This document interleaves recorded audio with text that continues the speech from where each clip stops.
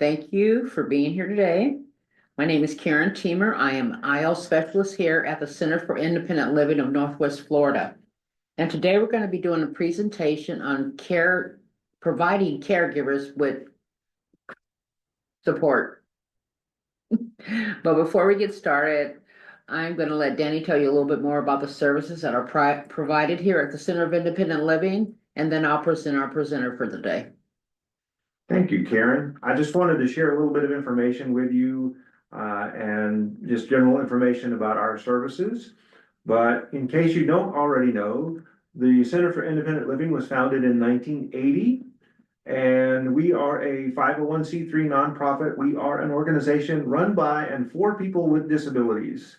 And CIL offers hope and provides support and transforms lives by working with and on behalf of people with disabilities with dedication to their success at home, at school, at work, and in the community. So having said that, I just wanted to share, we have 5 core services that we provide, and they are in no order of importance, but we do information and referral. So if somebody needs to know information in the community, they can call us and we can provide that information and get you connected to where you need to be. We can do independent living skills that can range from anywhere, anything from budgeting to time management to problem solving and different things that somebody would need in order to maintain their independence and to live their best life. We offer peer support, which is support for people with disabilities talking to other people with disabilities. And we share our experiences. This is not clinical counseling or clinical support per se. This is just sharing information, sharing experiences, and being able to be a sounding board and to be of an encouragement. We offer advocacy. We do systems advocacy as well as individual advocacy, letting people know what their rights are as it relates to the Center for the Americans with Disabilities Act. Sometimes if it's systems advocacy, that is all about making sure that businesses, programs, that the built-in environment, the community is accessible to all people with disabilities. And our last service is transition services. We can do transition services for youth who are looking for opportunities once they graduate from school and they want to go onto the workforce. We also do nursing home diversion and transition from nursing homes back into your home and to be more independent, possibly after an injury or something like that. So without further ado, and there's a lot of other services that we provide under the umbrella of CIL, and we can talk more about those later. But right now, I want to turn it back over to Karen so that she can introduce today's guest speaker and so that we can start sharing information with you. Okay, everyone, I want to introduce Ms. Margaret Jerauld from the Council on Aging, and she currently conducts caregiver support group meetings. And I'll let Mark get started. Okay, thank you, Karen. My title actually is a community program specialist, and I guess that just means anything they ask me to do, I'll do, and it comes under that category, right? But I do facilitate caregiver support groups in our area. One for caregivers of Alzheimer's patients or patients with dementia. I also do grandparents raising grandchildren, which actually they meet tonight. That's a big need in our area. And then I also conduct a meeting for patients who are dealing with loved ones that have Huntington's disease. And our group is actually the only in-person support group for Huntington's patients in Northwest Florida. So in addition to that, I schedule speakers and plan activities for 16 different senior centers in Escambia and Santa Rosa County. So that's basically what I do. I would like to know before I start with this presentation, who may be out there listening, and if you would like to introduce yourself, that would be great, and just tell us about your caregiving experience. We have one person on the call, if they're willing to share their information. You are No. muted.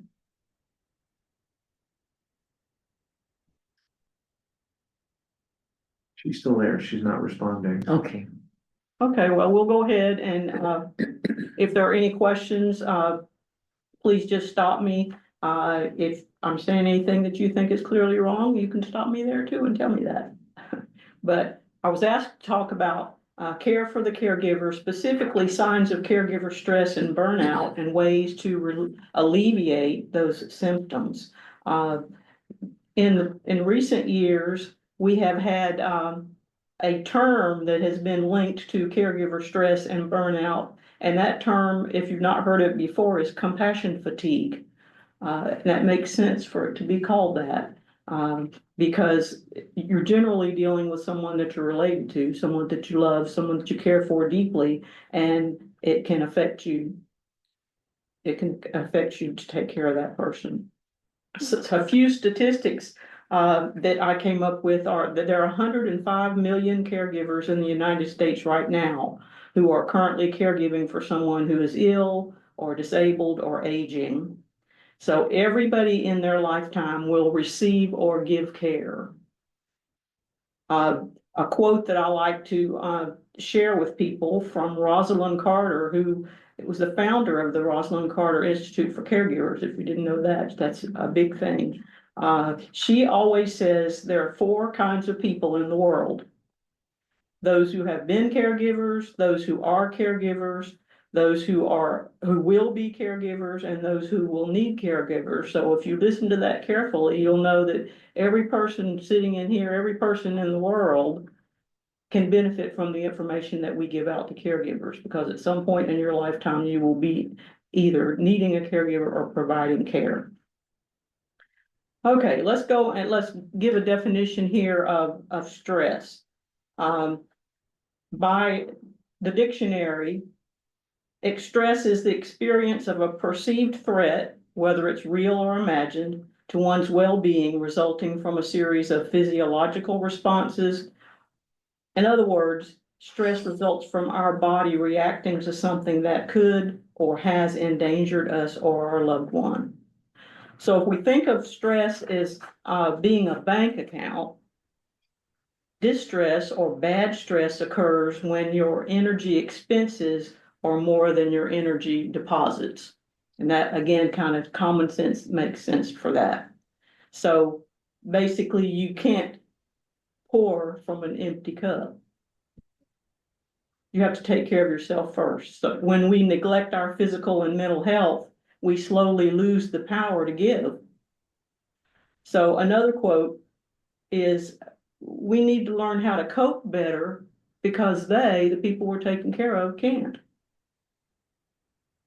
So here are some physical signs and symptoms of stress: increased heart rate, increased blood pressure, headaches, GI distress, and sleep disturbances. So physically, any kind of stress can have an impact on you. Emotional signs and symptoms of stress are irritability, hostility, depression, jealousy, impatience, and anxiety. Now, we don't think about getting hostile towards a person that we're taking care of, but it happens because there are things that happen in that person's life, things that happen in the house that is not your norm. It's not working like you think it should work, and you might get hostile toward that person. And depression, of course, follows with that. Impatience and anxiety, of course, would be part of that as well. And if you're hostile or you're anxious or you're impatient, just think how much more that person you're taking care of has to deal with when they can't express those thoughts. Can you hear me now? Yes. Okay, I'm sorry. I couldn't get myself off mute earlier. I'm not used to joining by phone. Well, would you But like to introduce yourself to us? I'm Debbie Sizemore, and I have an adult daughter. She's 26 now, and she's 25 now, and she is autistic.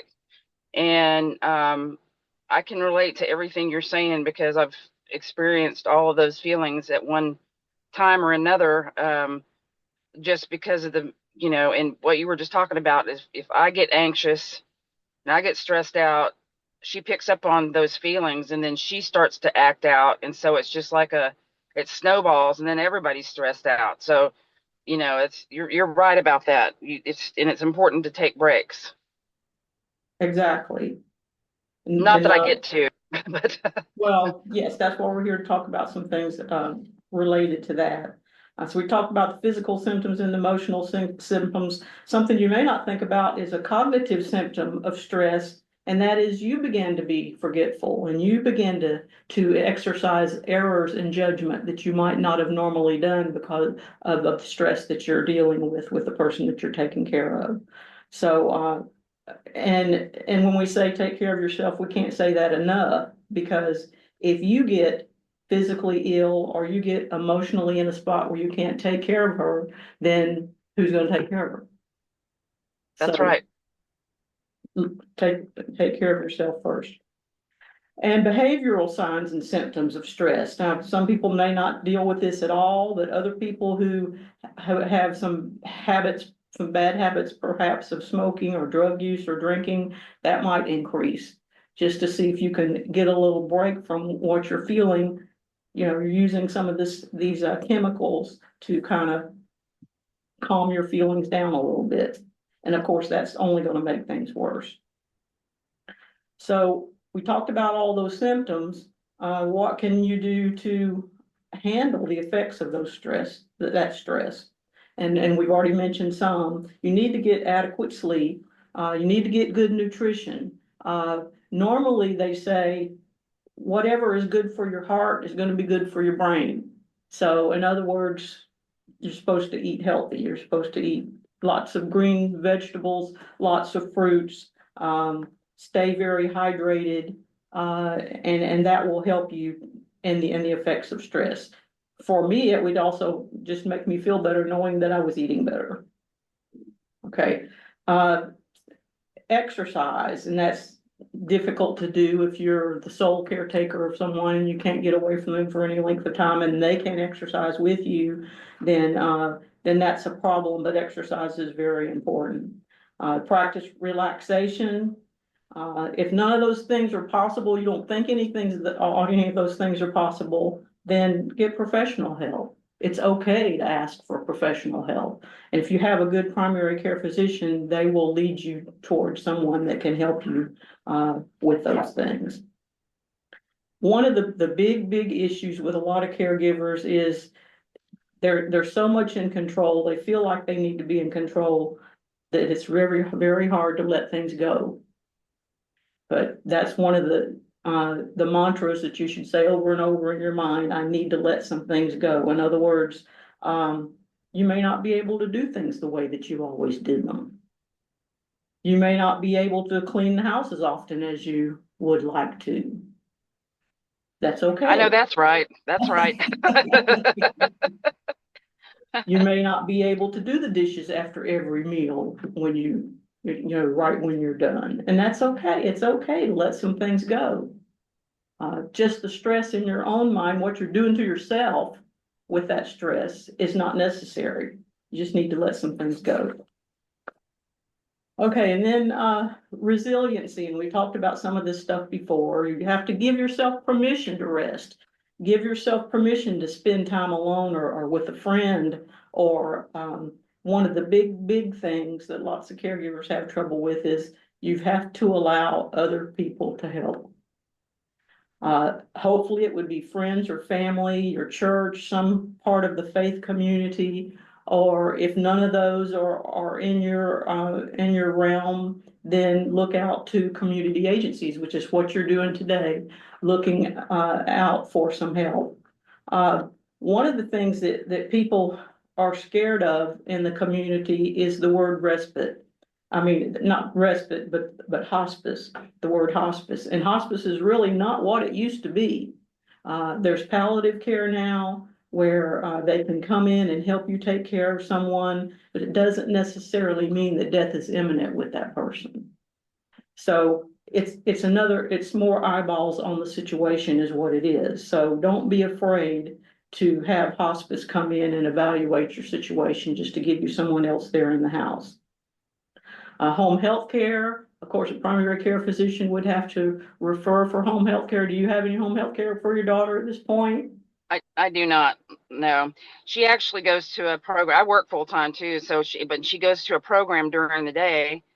And then, in the afternoon when she comes home, then it's always, I mean, we just have our routine. So, it's dinner, bath, bed, and, I do have to, she's very verbal and you can communicate with her, but, I have to help her with some things like hygiene and that sort of thing that, Right.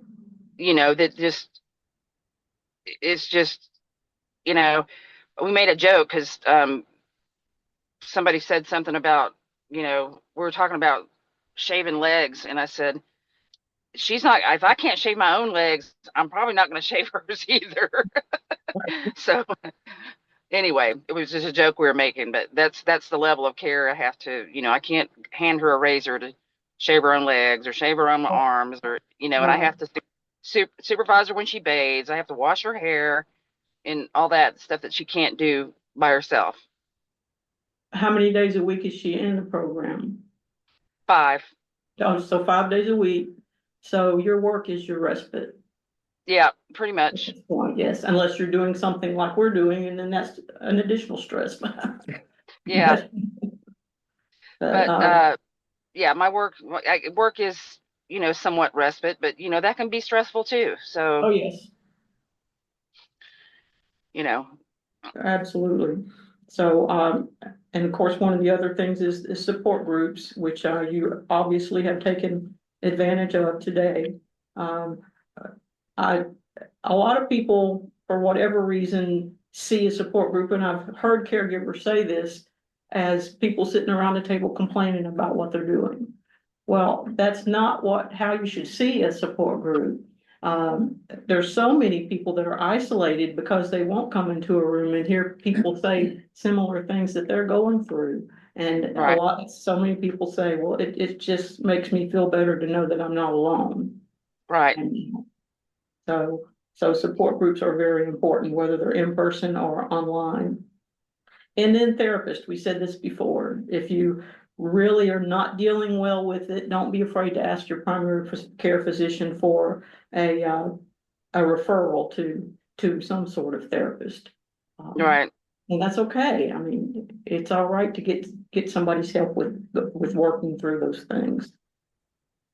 And you may have already done this, but one of the big things as well is to educate yourself about the patient's condition, to watch things online, go to webinars, go to workshops about the particular kind of disorder that she has or about her conditions. And I brought this is specifically for people with dementia. But if you Google Teepa Snow, TEEPA Snow, online, she does webinars that you can get onto and look at for free on the internet. And she talks about how to deal with people that are physically or cognitively impaired, how to deal with the fact that you're a sole caregiver, what to do when you're stressed out. It's excellent. If you listen to her one time, then you'll want to listen to her every day. So that's a thing that I encourage you to do, is to go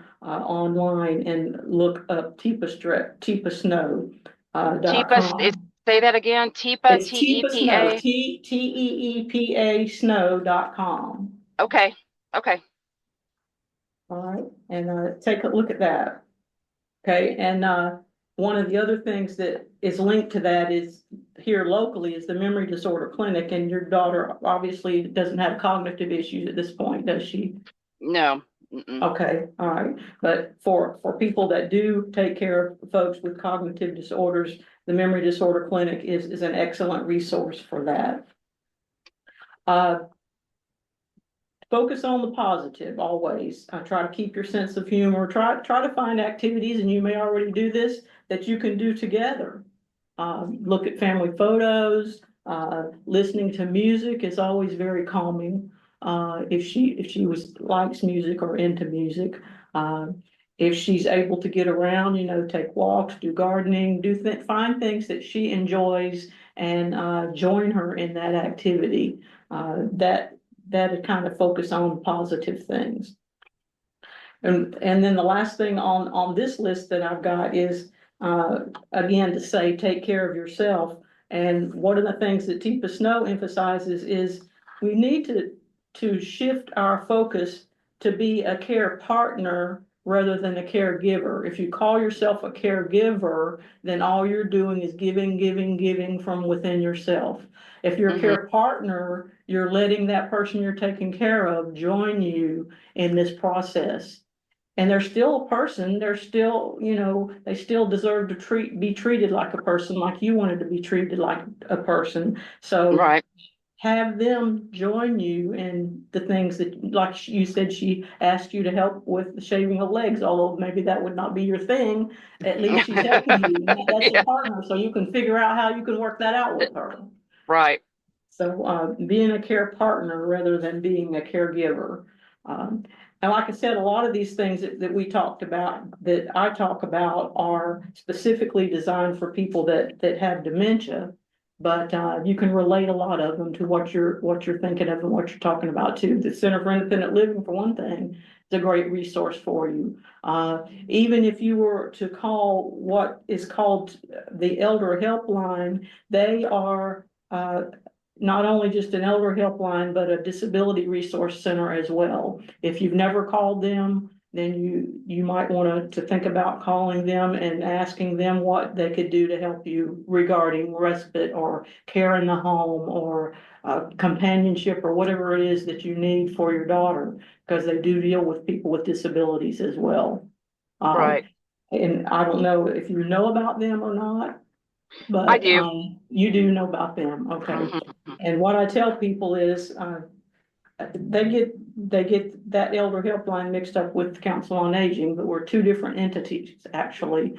But what I tell people is, I'm not encouraging you to lie, but when you get an assessment on the telephone with the call center there at the elder helpline, lay it right on the line. Don't tell them I'm taking care of my daughter full time. I'm doing very well right now, but at some point I might need help. That's going to get you a 0 on the priority scale level. You need to say, I'm a stressed out caregiver. I do have to work full time, and that puts an extra stress on you mentally, knowing that she's in a place that any point you might have to leave work and go pick her up for a doctor Right. visit or pick her up if she gets sick. So you're really needing some respite care, some companionship, or some ideas about how you can get out and take care of yourself so that you'll be available to take care of her for the rest of her life. So just lay it out on the line for them when you call them, and what they will do is do a complete assessment, give her a priority score, and then when the name comes up on the wait list, that score will decide what services that are going to be available to help you. So Okay. it's okay to go ahead and call them at this point. And if you have problems with them, it's okay to call us and say, I didn't get what you said when I called there. What do I do now? And we can give you the Okay. name of the woman who actually runs the place. So, and you can talk to her if you don't get the answers that you want. Right. Okay. And then, of course, like I said, the CIL is always here for you for, they have all kinds of things that they can talk to you about, but, they're always ready to reach out and find the answer if they don't have the answer. So always have their number in your speed dial too, I knowing do. that they're available. That's good. That's very Yeah. good. Thank you, Margaret. So do you have any specific questions about what I said, or did I leave something out that you were looking for? No, I just wanted some, just some reassurance, and it's probably you're Sure. telling me things that I already know, Yes. and it's just, as you said, sometimes it's very difficult, when when you're primary caregiver I mean, my daughter and I get along very well. She's actually kind of funny. She's a real joy to me, but sometimes you lose your sense of self because all you're doing is taking care of other people. Right, You know, exactly. so you forget that you're in there, and that's a battle for me, but it's something I have to work on. But anyway, but I appreciate everything that you went over today. Well, you're a hero in my eyes. So you just keep going. If you have any questions or just want to talk, you're welcome to call us. Okay, I sure appreciate it. All right. Thank you, Deb. I do have a Okay. question for you, Margaret. Yeah. How many other caregiver support groups are here in the Pensacola area? Well, I just happen to have a list that I brought with me. Let's see what I did with it.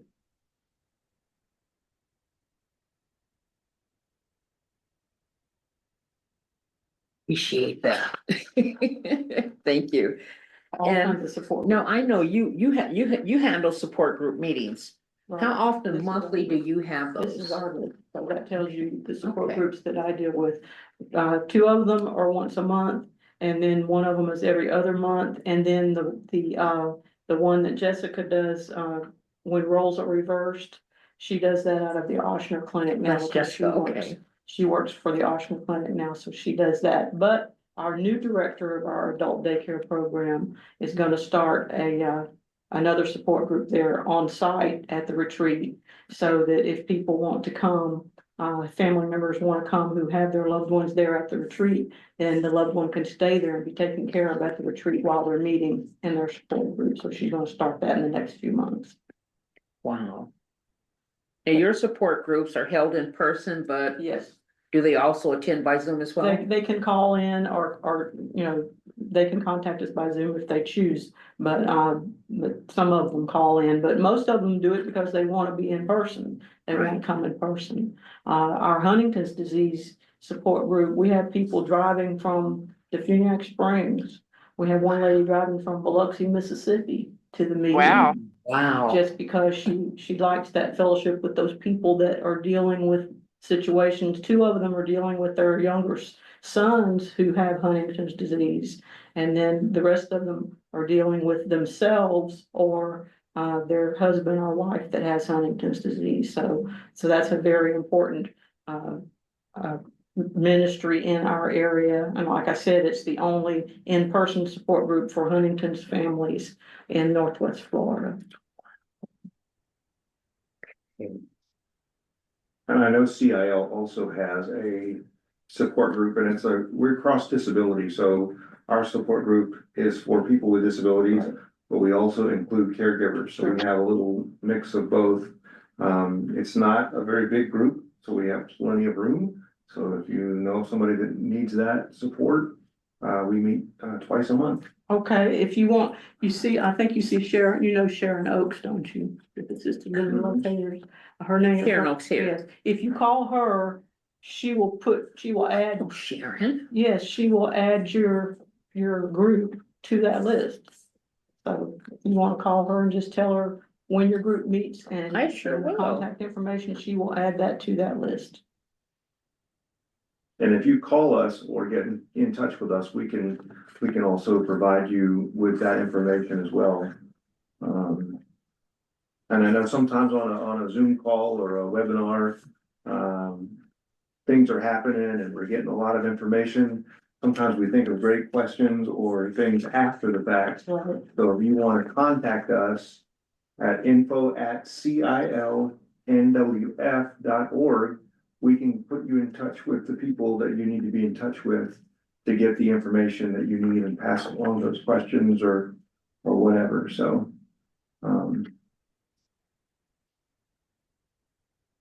Do we have any other questions? I know we gained a couple of folks. We sure do. Does anybody have any other questions or, oh, by the way, things they want to mention before?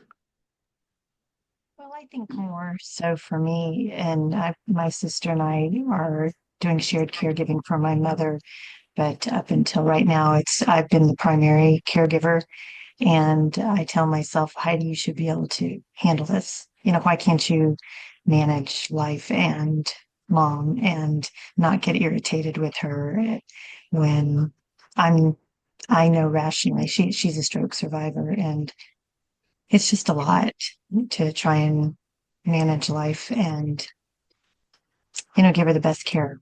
And I guess I just I haven't been able to make it to any other caregiving support groups to hear I mean, everybody's experience is their own, but mainly I think for me, where I struggle personally is, am I just ill-equipped to balance my life, my stresses, my work, and mom? Because it's a different relationship. So that's more of a statement than a question. Right, we talked about one of the other support groups that we facilitate is called When Roles Are Reversed. So you're Mhm. taking care of your mom, now she took care of you. And that's specifically for those people. I don't know how long you've been on with us, but we talked about stress. We talked about thinking of our stress as a bank account. And bad stress occurs when your energy expenses are more than your energy deposits. And basically, you can't pour from an empty cup. And no, you can't handle it by yourself. You shouldn't be expected to handle it by yourself. So you need to take care of yourself first, because when we neglect our physical and mental health, we lose our power to give. So basically, we need to learn how to cope better ourselves, because the person we're taking care of can't do the coping. And by doing that, you need to take a look at your own physical symptoms of your stress. You may have increased high blood pressure. You may have some GI issues. You may be more irritable or depressed or impatient. You may even start to forget things yourself, or you may start to exhibit some errors in judgment that you never did before because of the stress that you're under. So you need to get some good sleep. You need to get some good nutrition, to stay hydrated, to relax, and to let some things go. Some things that maybe you always knew how to do, you always knew how to handle. Make a list of all those things and decide what's that important and what's not. Like you I can't missed clean the that part, but house. thank you. Right. You can't clean Right. the house maybe like you always needed to, because you're taking care of your mom, or you can't wash the dishes after every meal. It's okay. Let some things go. And that's gonna to reduce your stress level. You're gonna have to give yourself permission to do some of these things. And if you need help, you need to reach out and get it. You alone cannot continue to do that by yourself. If it's a family or a friend or a church or a community agency that you haven't reached out to yet, we talked about hospice care is not what it used to be. You can get palliative care for just some other eyes on the situation to help you. You can get respite care, home health care with a doctor's referral, just somebody else in there so that you can go outside and sit and not have to worry about what's going on with mom. So you need to give yourself permission to do some of those things. Thank you. Thank you, Heidi. And like I said to Deb, you're a hero in my eyes. So take care of yourself so you can continue to take care of mom. Thank you.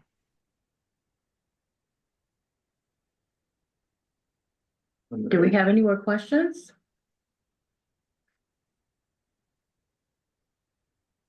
Well, I want to say thank you to all the participants, and CIL welcomes you to contact us at any time. And Miss Margaret, I want to say thanks. Great presentation. I learned a lot today. And I hope everybody has a great afternoon. Thank you for Thank having you. this. Thank you. Uh-huh. Thank you very much.